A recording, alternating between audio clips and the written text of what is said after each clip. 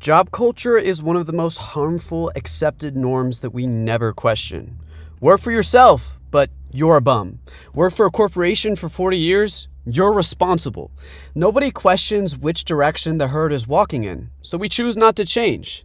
I remember going to this career photo shoot for students that are graduating at my university, and all of them were putting smiles on their face, working for companies like Cat, Deloitte, consulting agencies, and big businesses that could not care less about their dreams. So why, when you try to do entrepreneurship, are you considered to be lazy? Why is our society so backwards? Let's be real. Time is the only non-renewable resource. You can make more money, but you cannot make more time. And we sacrifice our 20s, our highest energy, our most vital and high in curiosity age for a payoff at 65 when our bodies are no longer at a stage to contribute.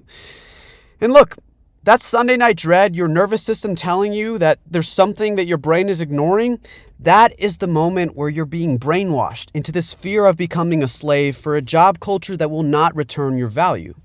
And I have a friend that works for Goldman Sachs, and he works 65 hours a week, grinding Excel. He lives in New York, which is like the dream, right? It's the big city, the big apple. But what he describes is misery because he has no friends, he's socially out of touch, and what he's traded for monetary value, he could never get back in time. And Thoreau made a point that the cost of the thing is the amount of life exchanged for it. So you can actually calculate your job in life and not in dollars. So if retirement age is 64 and life expectancy is 84, you work 40 of those years for 13 years of freedom and end. And look, we might have life extension technology, and I sure hope that comes our way. But for now, the only thing that we're left with is that people get old and sick, and then they retire. There's no point of which you have freedom over your own life. And let's be real, you're building someone else's dream because when you work a job, it's not your own freedom. Because you need to think about currency as power. Every dollar that you earn for someone else is a dollar for the freedom that you handed them. So we criticize people for building their own thing. Like, oh man, you really think that that's realistic? Like you're going to make YouTube videos or you're going to become a photographer or follow your own dreams? Like, come on, let's be real here. So they might call you unrealistic while praising someone else who is rich. But that person sacrificed so much to get themselves in that position. Should we really be praising them at all? And outside of that, how much did that job actually contribute to society? Were they an award-winning scientist? Probably not. Were they an incredible artist? Probably not. Were they a humanitarian? Probably not.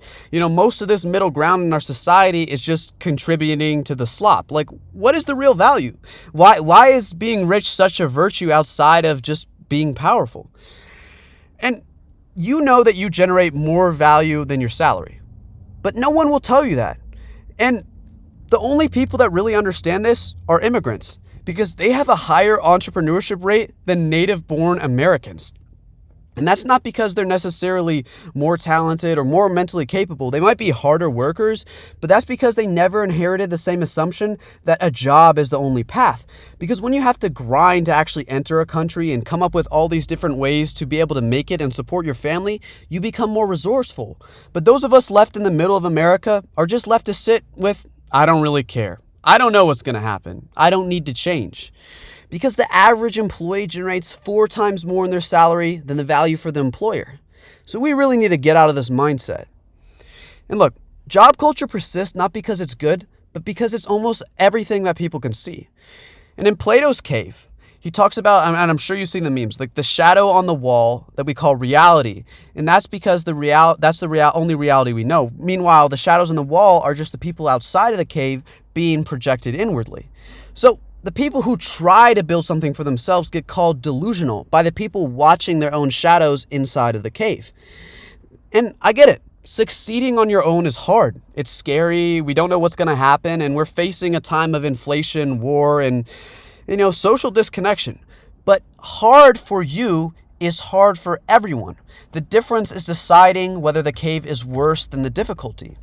And I know you've had this idea. It's probably come into your head at some point, oh man, I should start a business. Oh man, I should follow that passion. You've had an idea and then immediately heard the voice saying, that's not realistic. That's the cave talking.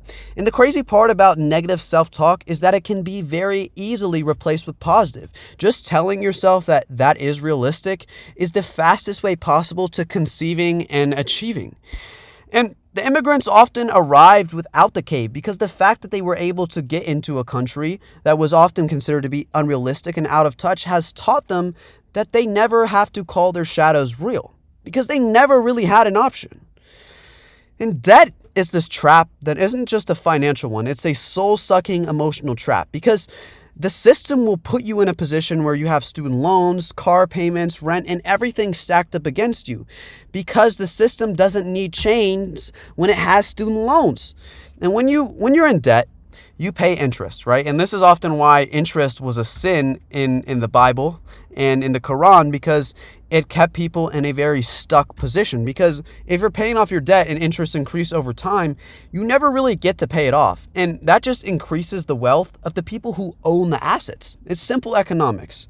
So through the leaving of your job is immediately the thought of leaving of your job is immediately followed by a list of things that would collapse. And that list of things that you feel like would collapse, like your stability, oh my God, no one's going to date me because I'm a bum, that is the trap that makes you stuck yourself. And guess what? There's $1.7 trillion in student debt, which means that graduation day is locking the door to a cave that many people will never come out of. And look, I'm walking across the stage within a month, and I feel nervous about it because now I'm entering a world of uncertainty. And just imagine how many other students are basically brainwashed by graduating. Because when you walk across that stage, when you accept your degree, you're basically saying that this is what determines value in society. And more often than not today, college is more about getting a job than it is about following your dreams, which means that we're just putting a bunch of kids into preemptive slavery. Because if I have debt, right, it's called like the sunk cost fallacy. Like if I've already sunk a lot of time and money into something, then in my head, I'm going to think, well, of course that this was reasonable. Of course it was justified for me to do this. But that's not the case, man, because my pivot has actually been away from my major now that I'm graduating, because I realized that, the marketing space that I was going into, this business administration world, is being taken up by AI, which begs the question, was it ever that valuable to begin with? No, it didn't actually contribute towards society. And therefore, I need to be able, and you need to be able emotionally, to not have to tie yourself to any one particular identity in order to create your freedom. And I'm sure you've seen this with adults. It could be your parents, your grandparents, and older people who have worked. And we even see this with millennials. It's like 5 to 6 years in the job market, you become used to the amount of labor that you're contributing. So this everlasting state of being fatigued and being tired and just eking out little space outside of your 9 to 5 to live your life becomes acceptable, because as children, we had so much free time and we learn to enjoy the freedom of our own mind and the freedom of our own life. But the slower and slower you actually delve into this job market, the more that you lose yourself. So not only are you losing your time, but you're also losing the personality that brings you happiness. And that is why we have to resist. That is why you have to find something that you love and figure out a way that you can survive off of it. And I know people say, don't make your hobbies your job. And I disagree with that. I say make your hobbies your job. Make your passion your job, even if it's slightly unrealistic, and even if that makes that job slightly less enjoyable. In doing so, that will be far more enjoyable and enriching to a life of doing nothing. Because what we contribute towards should also be able to develop our own personhood. Nietzsche talks about this idea of the Übermensch. And this is someone who kind of lives outside of the slop, the slave mindset, the herd mindset of society. And, I believe that an Übermensch is continually improving, continually working on themselves in a way that allows them to see the world and the truth that exists in front of them. And in order to do this, you need to have a work that is not alienated from your values as a person, because maybe it's to see the world through a lens. Maybe it's to be a craftsperson. All of these things most likely are intrinsic to you and the way that you hold yourself. And that is why you must do an analysis and find out what you're good at. Because job culture is just slavery with better branding. It has better language. It has better aesthetics. It has, the same exchange ultimately. Because your time, your energy, your best years are being lived for someone else's freedom. You know, that rich person's freedom who's your boss, it's 100 times. They can go fly somewhere, they can take time off, they can sip the pina colada. Bro, like let's not afford those people that lifestyle. And look, the immigrants are out building people without all the advantages that everyone else has because they never inherited the cave. They were never born in a society where things were, many of them were never born in a society where things were stable. So we need to begin to start seeing it clearly, to stop calling this stage stability.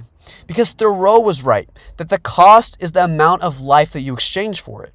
And nobody told you that you were allowed to say no. And you are. It's time to say no. So let me know what you think. What's wrong with job culture? Is job culture just slavery with better branding?